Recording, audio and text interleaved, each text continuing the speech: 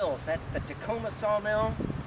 That was part of my family for years. When I was growing up, my father, he was a mill worker, and it was a good and honest living, so I always knew that I would someday maybe become a mill worker myself, and I did. You might not know it now, but in my day, the shoreline here was crowded with mills, and there was always plenty of work in the mill industry for anybody who wanted that hard work. The forests at that time, they seemed endless, with trees that were unbelievably big. There were two men from Pennsylvania. They were coming to visit up here. One of them was a newspaper man named Jeremiah Zemer. They couldn't believe how big we could cut our lumber. See, we had some saws that would cut lumber up to 2x4s and 2x8s that could build these houses around here. But we also had saws that could build them 2 feet by 2 feet cross sections and 110 feet long for other kinds of construction. Mr. Zemer, he got out his notebook and he wrote those dimensions down.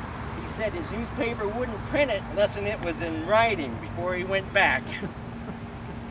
You might even wonder, where did these logs come from that we made into lumber?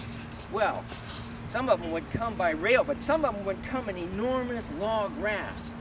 I stood here one day, and I reckon there was a raft with 3,000 logs in it, pulled by 2 tugboats. I don't even know how they got it across the Tacoma Narrows through those currents.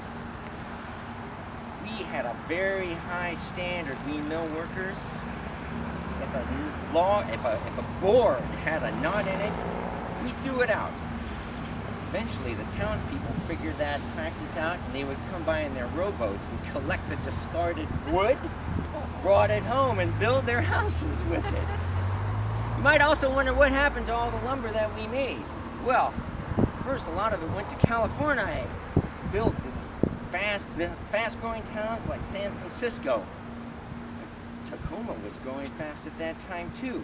That's because the word had got out that Tacoma sawmills could produce the finest quality Douglas fir straight grain lumber that the world had ever seen.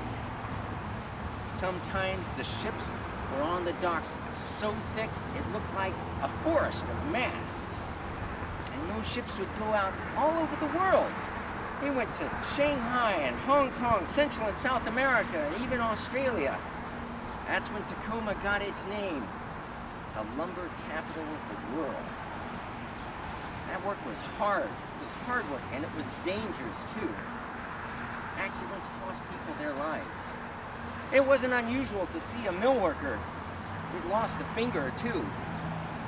In 1917, some of the mill workers, me and my pa included, started to fight for unions to improve the safety conditions. In the mills, it was a long, hard fight, but 10 years later, in the late 1920s, finally, safety conditions in this mill and elsewhere in the Northwest finally started to improve. I am proud of the role that I had to play in the mill industry in Tacoma, and I encourage you to carry this story on, because remember, your caretakers, stories, and memories